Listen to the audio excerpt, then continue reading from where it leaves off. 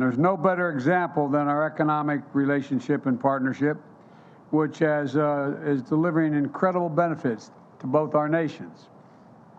Through the Indo-Pacific Economic Framework, we're advancing economic growth grounded in high standards for our workers, for the environment, and for communities throughout the region. We're standing together against economic influence being leveraged in coercive ways. And since I took office, Korean companies have invested more than $100 billion in the United States, driving innovation and spurring good new jobs for Americans and Korean workers. Our mutual defense treaty is ironclad, and that includes our commitment to extended deterrence, and that includes the nuclear threat and the nuclear deterrent. They're particularly important in the face of DPRK's increased threats and a blatant violation of U.S. sanctions. At the same time, we continue to seek serious and substantial diplomatic breakthroughs with the DPRK to bolster stability on the peninsula, reduce the threat of proliferation, and address our humanitarian and human rights concerns for the people of the DPRK. The Republic of Korea and the United States are working together, including through our trilateral cooperation with Japan, to ensure the future of the Indo-Pacific is free, is open, prosperous, and secure. I want to thank you again, Mr. President, for your political courage and personal commitment to diplomacy with Japan. I've worked on these issues for a long time, and I can tell you it makes an enormous difference when we all pull together. I also welcome and support your administration's new Indo-Pacific strategy. It's a strategy that affirms how aligned our two nations are and our visions of the region and how similar they are. Today, we discussed our work together on promoting peace and stability in the Taiwan Straits, ensuring freedom of navigation in the South China Sea and beyond. Excuse me. I also affirmed our shared commitment, we together shared our firm shared commitment to stand with the people of Ukraine against Russia's brutal assault on their freedom, their territorial integrity, and democracy. The Republic of Korea's strong support for Ukraine is important because Russia's flagrant violation of international law matters to nations everywhere in the world, not just in Europe. When it comes right down to it, it's about what you believe, what you stand for, what kind of future you want for your children and grandchildren. And right now, I believe the world's at an inflection point. The choices we make today, I believe, are going to determine the direction of our world and the future of our kids for decades to come. That's why this partnership is so important, Mr. President, because we share the same values, the same vision. And I greatly appreciate, Mr. President, that the Republic of Korea co-chaired the second Summit on Democracies last month, and they will host the third Summit for Democracies. We both understand that our democracies and our people are our greatest source of strength, and working together, they make our nation stronger and more effective. From tracking the climate crisis and strengthening our effort to fight it and strengthening global health, no two countries are better suited to meet the challenges ahead than the Republic of Korea and the United States.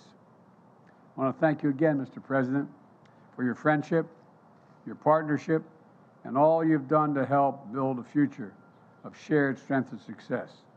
The floor is yours, Mr. President.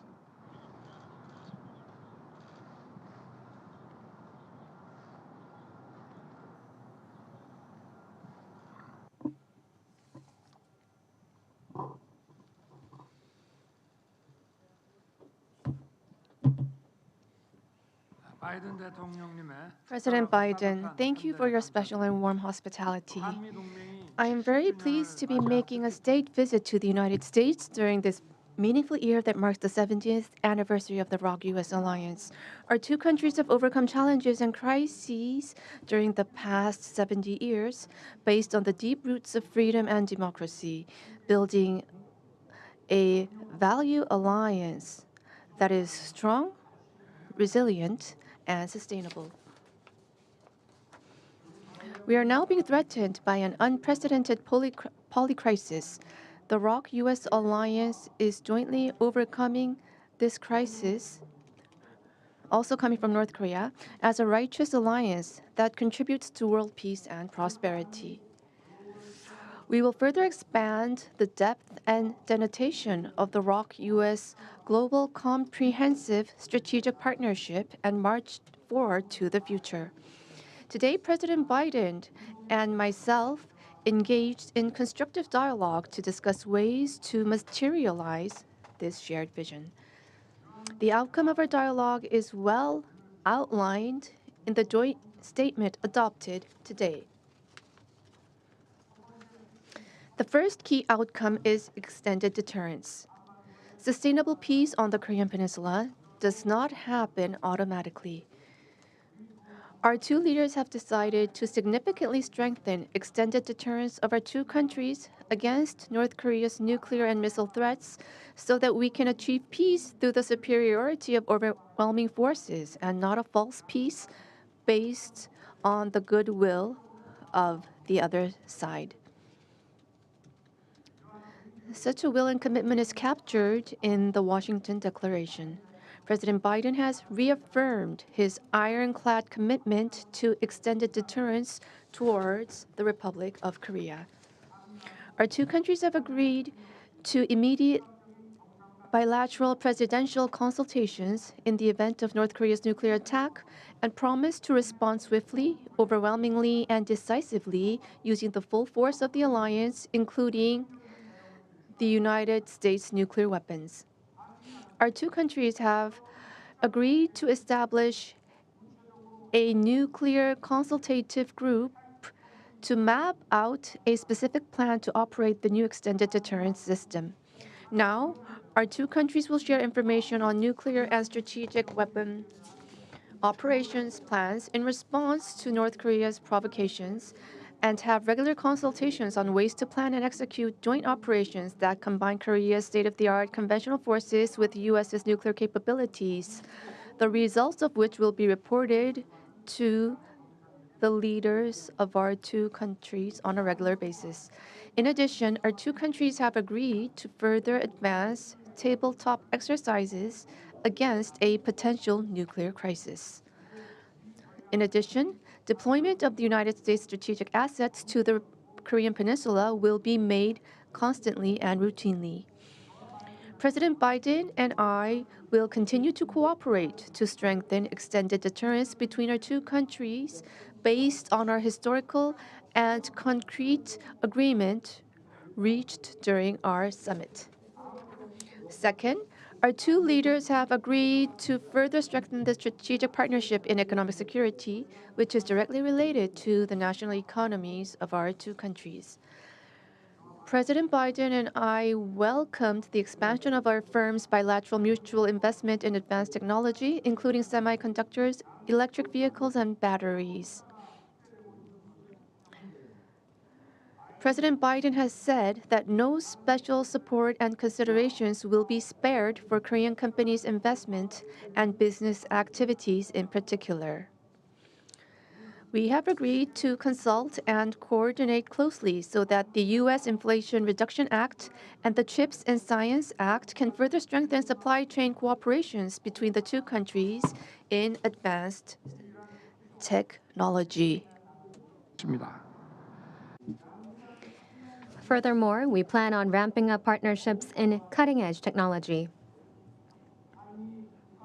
We have agreed to establish a dialogue for next-generation emerging and core technology between the U.S. National Security Council and the Korea Office of National Security pertaining to chips, batteries, biotechnology, quantum science, and other cutting-edge technologies with the aim of promoting joint R&D and experts exchange. We have also adopted a separate joint statement for strengthening cooperation in the rapidly emerging quantum science and technology domain.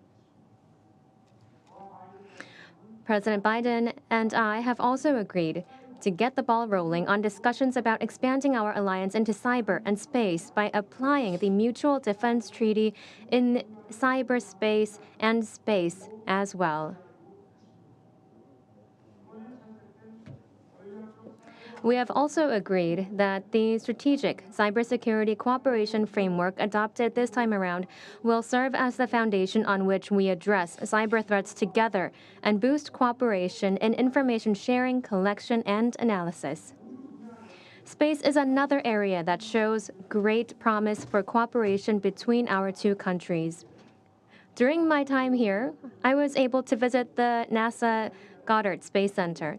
President Biden welcomed the establishment of CASA, and we have agreed to promote cooperation between CASA and NASA. We have also agreed to accelerate discussions on reaching a reciprocal defense procurement agreement, which is equivalent to an FTA in terms of national defense. Meanwhile, President Biden and I have agreed to promote exchange between the future generations of our two countries. To this end, we have launched the U.S. ROK Special Exchange Initiative for Youths. In celebration of the 70th anniversary of the ROK-U.S. alliance this year, our two countries plan to invest a total of $60 million to support exchanges between 2,023 youths majoring in STEM, humanities, and social sciences. This also includes the largest Fulbright program to date, which will provide scholarships for 200 students. Last but not least, President Biden and I have agreed that South Korea and the United States, as key partners in achieving stability and building peace in the Indo-Pacific region, will put our heads together as we implement our Indo-Pacific strategies to strengthen our cooperation in addressing regional and global challenges. In particular, President Biden expressed strong support for efforts made by the Korean government to normalize Korea-Japan relations. And we have agreed to continue our efforts in strengthening Korea-U.S.-Japan trilateral cooperation. Furthermore, we reaffirmed that the use of force to take the lives of innocent people, an example of which would be Russia's invasion of Ukraine, can in no circumstances whatsoever be justified. In that sense, we agreed to continue our cooperation and efforts alongside the international community to support Ukraine. During this meeting, we also discussed plans through which our two countries can take a leadership role in addressing global challenges such as climate change, international development, and energy and food security. I am delighted that through today's meeting, we've opened up a new chapter for the next 70 years of the ROK-U.S. alliance. I hope President Biden and I, with the support of people in our two countries, can fully deliver on the blueprint that we have mapped out today with the aim of our founded in the reaffirmation of the value of freedom and our universal values. Thank you.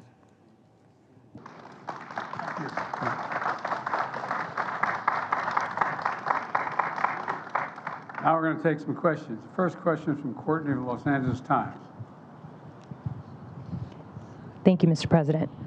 Your top economic priority has been to build up U.S. domestic manufacturing in competition with China. But your rules against expanding chip manufacturing in China is hurting South Korean companies that rely heavily on Beijing. Are you damaging a key ally in the competition with China to help your domestic politics ahead of the election? And one for President Yoon.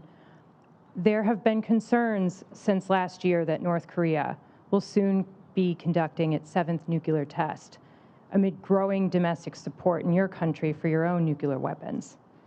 Meanwhile, Russia has suggested it could send its latest weapons to North Korea if South Korea sends lethal aid to Ukraine. How do you seek to manage the North Korea risk amid obligations to Ukraine and NATO? Thank you. Let me respond to your question first. My desire to increase U.S. manufacturing and jobs in America is not about China. I'm not concerned about China. Remember, America invented the semiconductor. We invented it. We used to have 40% of the market. And we decided that what we're going to do over the past, I don't know how many decades, we decided that it was going to be cheaper to export jobs and import product. And along came the pandemic. And the pandemic taught us that we used to have, as I said, 40% of the market just some years ago. Now it's down to 10%. And again, we invented the supercomputer. So I decided to go out and see what we could do to increase our hold on the market once again. And so what I did was I went around the country, as well as, in addition to passing the CHIPS and Science Act, I, in fact, visited countries around the world. And two significant South Korean companies decided they were going to invest billions of dollars in chip manufacturing in the United States. It wasn't designed to hurt China. It was designed so we didn't have to worry about whether or not we had access to semiconductors. For example, during the pandemic, what happened was all of a sudden everybody started to learn the phrase supply chain. A year ago, no one knew what the hell everybody was talking about when he said supply chain. But now they all know. And we lost access to these semiconductors, in which new automobiles in the United States need 30,000 of them just to build a new automobile. And we didn't have them. So we started to invest here. And what happened was when we encouraged the investment through the CHIPS and Science Act, and now we have an enormous investment in the United States, well over $200 billion in long-term investment in semiconductors. And we're rebuilding the economy of the United States with those semiconductors. It's not designed to hurt China. The only thing I did say with regard to China, there are certain extremely sophisticated semiconductors that we have built that are useful for nuclear and/or other weapon systems. Those we are not selling. We're not exporting to China or anyone else. And so that's the context in which this has all occurred. In the meantime, we've created thousands of jobs and bringing back a sense of pride and dignity to so many towns in the country where all of a sudden, over the last 3 decades, we found out that factory that had 600 people shut down. The soul of that community was lost. And so I made sure when the semiconductors were coming back that they were not just going to go to the coast, they'd be all over the country. And so we have a significant field of dreams outside of in Ohio, outside of Columbus. We're in Texas, we're in Arizona, anyway, they're all over the country. So it's not viewed to hurt anyone else. We are providing access to those semiconductors. We're a supply chain you can count on. But we are not going to sit back and be in a position where we don't have access to those semiconductors. We are not going to be a place where we're the end of that line. We're the beginning of it. And it's generating significant economic growth in America and not hurting anybody. And by the way, it's creating jobs in South Korea. It's creating jobs in South Korea, not just with SK, but anyway, with Samsung and other industries. So I think it's a win-win.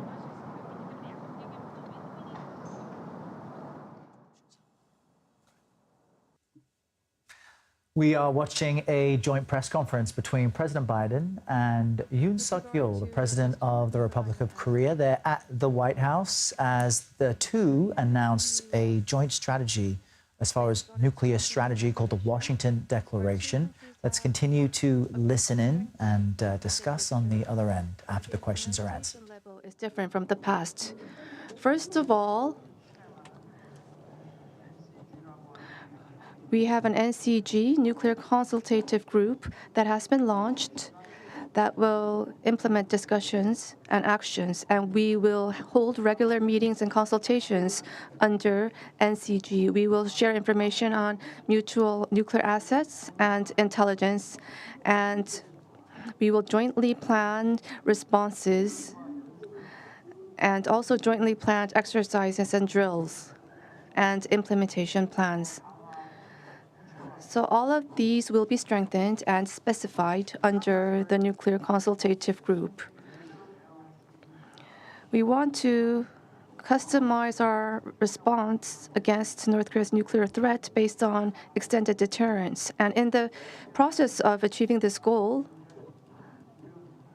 any concerns that Koreans may have against North Korean nuclear weapons will be relieved, I believe. If nuclear weapons are used, our two countries will strengthen our response in a swift manner.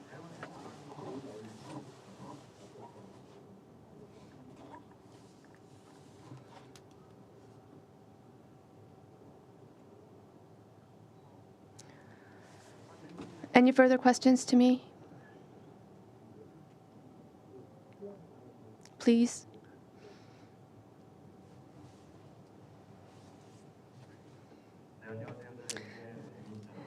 Reporter Won from One NTN. I have two questions for you. With regard to extended deterrence, the NCG that has been formed, how will Korea function under NCG? Any kind of nuclear-equipped nuclear assets will be in function? And to President Biden, Korea is to maintain the NPT, and it is to strengthen extended deterrence, correct? So based on your view, do you think this is enough to guard Korea against the North Korean nuclear threat? Thank you very much. Well, let me address your question about the activities of the NCG. We are going to be sharing information, and we are going to be acting jointly. That is the key. I can't talk to the specifics right now about what type of information and what type of specific activities we will be conducting. But however, under the nuclear umbrella, our extended deterrence was a lot lower. So right now, it's an unprecedented expansion and strengthening of the extended deterrence strategy under the Washington Declaration, which will create the NCG. The implementation and the response at this level has never thus far been this strong. So this is a new level of extended deterrence, much stronger, that I can say with confidence. The response that I would give you is that the extended deterrence means that we are having more consultation with whatever action is to be contemplated or taken. And we made it really very, very clear. The ROK has repeatedly confirmed its commitment to the Non-Proliferation Treaty. The Washington Declaration is a prudent step to reinforce extended deterrence and respond to advancing DPRK nuclear threat. Look, a nuclear attack by North Korea against the United States or its allies or partisans or partners is unacceptable and will result in the end of whatever regime were to take such an action. And it's about strengthening deterrence in response to DPRK's escalatory behavior and to deal in complete consultation. And, the idea that I have absolute authority as Commander-in-Chief and the sole authority to use a nuclear weapon, but, what the declaration means is that we're going to make every effort to consult with our allies when it's appropriate, if any action is so called for. Certainly, we talked about this and some other things today, but the bottom line here is there's even closer cooperation, closer consultation, and we're not going to be stationing nuclear weapons on the peninsula, but we will have port visits of nuclear submarines and things like that. We are not walking away from that.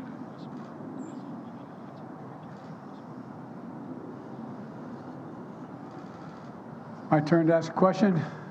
I think the next question is Mary Bruce, ABC. Thank you, Mr. President. You recently launched your re-election campaign. You've said questions about your age are legitimate, and your response is always, just watch me. But the country is watching, and recent polling shows that 70% of Americans, including a majority of Democrats, believe you shouldn't run again. What do you say to them? What do you say to those Americans who are watching and aren't convinced? You've said you can beat Trump again. Do you think you're the only one? I may not be the only one, but I know him well, and I know the danger he presents to our democracy.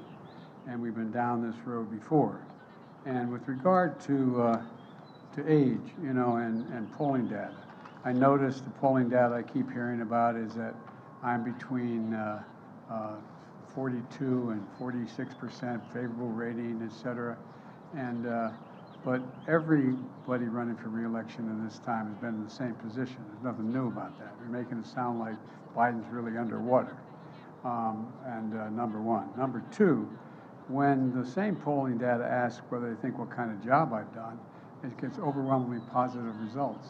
From 58% thinking everything from the CHIPS Act and all the things we've done. You know, we've created, like I said, we've created 12 million new jobs. We've created 800,000 manufacturing jobs. We have economic growth moving. We're in a situation where the climate, we've invested more money and more help in dealing with the climate crisis than any nation in the world. And so things are moving. And the reason I'm running again is there's a job to finish. The other thing is that, look, you know, think about what I inherited when I got elected. I inherited a nation in overwhelming debt at the time, number one, in the hole for the 4 years that he was president. I inherited a nation that had a serious loss of credibility around the world as America first. And, you know, the first meeting I attended the G7, I said, America's back. And one of the world leaders looked and said, for how long? For how long? There's a great concern about the United States being able to lead the free world. And we're doing that again. And those same polls you look at, you take a look at the polls that are saying whether I pull together NATO and the European Union as well as Asian partners, I think we have. But there's more to do. And with regard to age, I can't even say, I guess how old I am, I can't even say the number. It doesn't register with me. And but the only thing I can say is that one of the things that people are going to find out is they're going to see a race and they're going to judge whether or not I have it or don't have it. I respect them taking a hard look at it. I take a hard look at it as well. I took a hard look at it before I decided to run. And I feel good. I feel excited about the prospects. And I think we're on the verge of really turning the corner in a way we haven't in a long time. I know you're tired of hearing me say we're at an inflection point. Well, we really are. What happens in the next 2, 3, 4 years is going to determine what the next 3, 4 decades look like. And I have never been more optimistic in my life about the possibilities of the United States. To be clear, though, you just said, I know him well. Did Donald Trump's decision to run affect yours? Would you be running if he wasn't? Yeah, I think I still would be running if he wasn't. I do know him well. He's not hard to know, as you know. You know him well, too. The question is whether or not, look, there's more to finish the job. We have an opportunity to put ourselves in a position where we are economically and politically secure for a long time. Look, we continue to have, and no, you don't like me hear me saying it, there's still a contest between autocracies and democracies. And we're the leading democracy in the world. And it's something I know a fair amount about, something I care about, and something that I have found a willingness of an awful lot of our allies and friends to follow. So I think that you know, we have to finish the job, nail it down.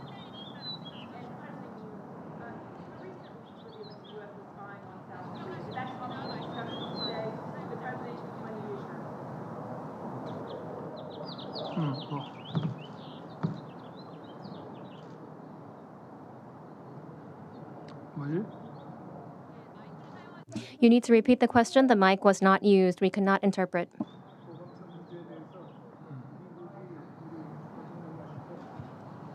They need to repeat the question. Please use the microphone. We cannot provide interpretation if you did not use the microphone. Microphone. My apologies. Thank you. Did the recent leaks revealing that the U.S. was spying on South Korea come up at all in your discussions? And did President Biden provide you any assurances?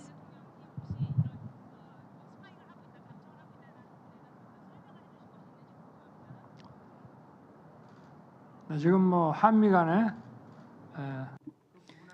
With regard to that, we are communicating between our two countries and we are sharing necessary information. I believe that investigation is underway in the United States. So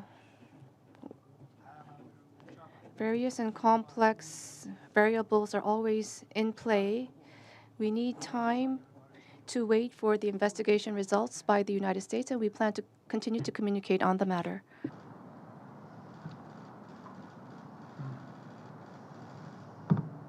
This will be the last question. 질문해 주셔서 감사합니다. I'm from Financial News. My name is Kim Hak-jae.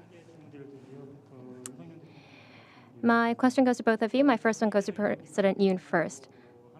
During this state visit, you've said that the alliance has strengthened to cutting-edge industries, to cutting-edge science, and also investments in businesses have been some of the outcomes. These are some positives. However, to each individual of the public, how will this have a long-term impact? What will be the direct benefits felt? And to President Biden. In celebration of the 70th anniversary of the Iraq-U.S. alliance, I know that the atmosphere is really positive. However, Korean businesses, especially because of the CHIPS Act and the IRA, are on edge. What message can you send to the Korean companies to really make sure and tell them that this is not something to worry about? The technology cooperation between the ROK and the U.S. and also in partnerships in cutting-edge industries and science and technology was your first question. So that is about really strengthening the competitiveness of our two countries. And it will enhance the productivity and to create added value. High added value. These are the types of products that are going to be produced. And from the perspective of the public, for each individual, in that process, they will reap the benefits wide and comprehensive that will stem from these industries and investments in these industries, for example, from job creation as well. And above all, the future generations will be given the determination and will to take on new challenges and embrace opportunities in our industry so that they can continue to prosper and grow and become more abundant in the future. The reassurance is that it's overwhelmingly in our interest for Korea to do well. No, it is. It's very much in America's interest that Korea do well in the Pacific, very well, because they are one of our most valued partners. And so I think the combination of growing democracies in the democratic institutions as well as their economies is overwhelming in the benefit of the United States, whether it is in South Korea or it's in Australia, in the deep South Pacific.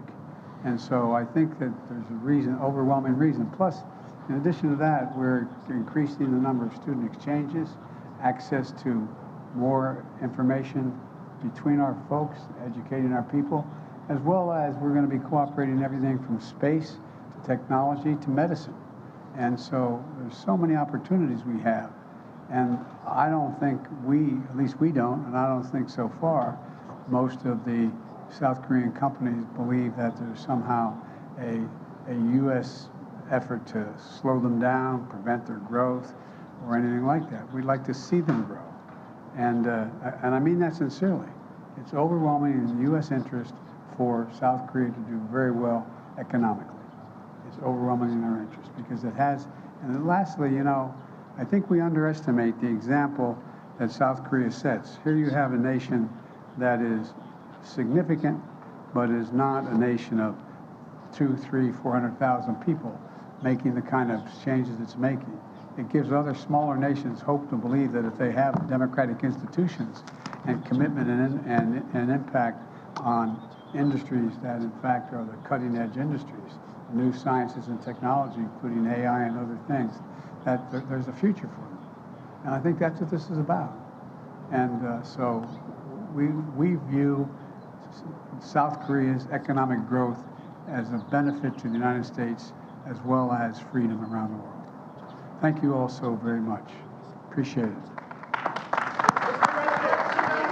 Distinguished guests, please remain in your seats until the official delegations have departed. All right, we've been watching there as President Biden, standing alongside South Korean President Yoon Yeol, hold a news conference in the Rose Garden of the White House. They Just listening to President Biden there as he yelled something out. I didn't quite catch it, but the two leaders here generally speaking about the importance. Let's just listen. Whether or not the debt limit gets extended, that's not